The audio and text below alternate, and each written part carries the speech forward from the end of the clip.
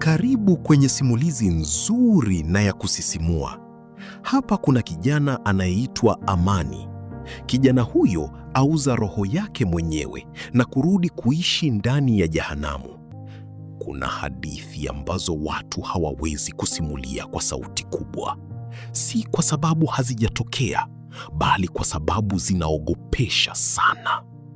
Hii ni hadithi ya Amani, kijana aliyetamani maisha mazuri, lakini akaishia kuwa mfungwa wa giza.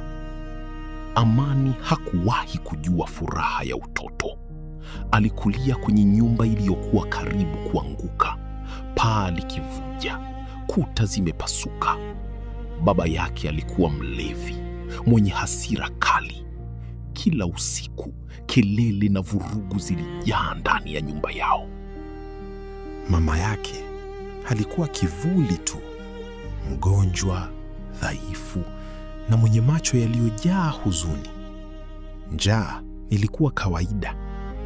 Amani alijifunza mapema kwamba dunia haina huruma, lakini moyoni alitamani maisha bora. Ilikuwa usiku wa giza nene, hakuna mwezi, hakuna nyota. Amani alitembea peke yake msituni baada ya kugombana na baba yake. Ndipo aliposikia sauti. Amani. Sauti ya chini, nzito, isiyo ya kawaida. Aligeuka, hakukuwa na mtu. Lakini ghafla, mbele yake alitokea mzee. Macho yake yalikuwa meusi kama shimo lisilo na mwisho. Mzee akasema, "Unateseka, lakini naweza kubadilisha maisha yako." Amani aliogopa, lakini tamaa ilimzidi. "Kwa nini unisaidie?" akauliza. Mzee akatabasamu kwa njia ya kutisha.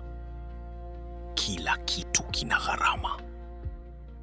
Mzee alimpa Amani mfuko mdogo. "Ukifungua, maisha yako yatabadilika. Lakini kumbuka, hautakuwa huru tena." Amani hakufikiria sana. Aliufungua. Ghafla upepo mkali ulivuma. Ardhi ilitetemeka kidogo. Na sauti ile ile ikarudia karibu na sikio lake. "Sasa wewe ni wetu." Utajiri na mwanzo wa laana ulimkuta Amani. Asubuhi yake, kila kitu kilibadilika. Pesa zilianza kuonekana, fursa zikafunguka. Ndani ya miezi michache, Amani akawa tajiri kupita maelezo. Lakini usiku, ndoto zilianza. Aliota watu wakilia, aliota kivuli kikimfuata. Aliamka jasho likimtoka, lakini bado alihisi kuna mtu chumbani. Kioo kilianza kuonyesha vitu visivyokuwepo. Kivuli chake kilichelewa kusogea, na mara nyingine alisikia pumzi nyuma yake. Habari zilienea. Pesa zake si za kawaida. Watu wakaanza kumkwepa. Marafiki walipotea. Familia ilianza kumwogopa. Mama yake alipomtazama, alianza kulia. Jamani mwanangu. Mimi nimekukosea nini Mungu? Jamani, dunia haina huruma. Huyu si mwanangu tena. Maneno hayo yalimchoma kama kisu. Kadiri siku zilivyopita, mateso yaliongezeka. Sauti zilianza kumwambia vitu vya kutisha. "Unatukopa, utalipa." Amani alianza kupoteza akili. Hakupata usingizi, hakupata amani.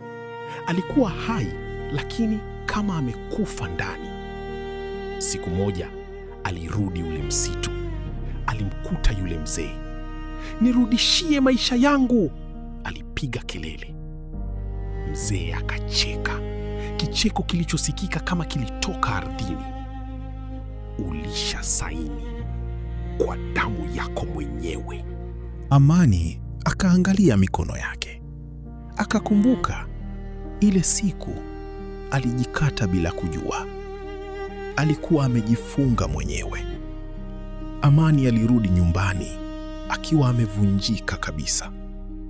Alitazama mali zake zote, lakini hakuna hata kimoja kilichompa furaha.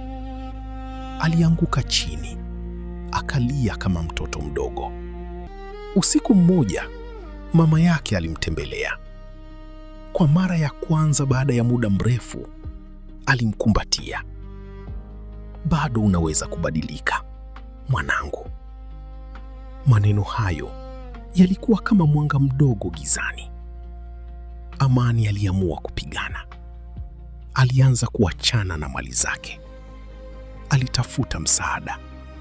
Alikubali ukweli na makosa yake. Haikuwa rahisi.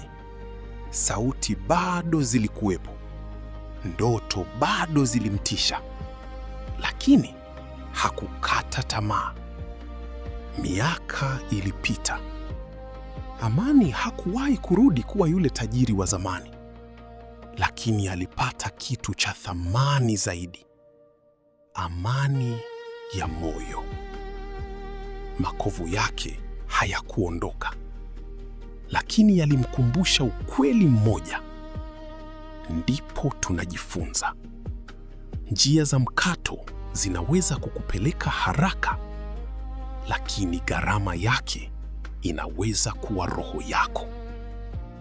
Na hata ukianguka gizani kiasi gani, bado kuna nafasi ya kupigania mwanga.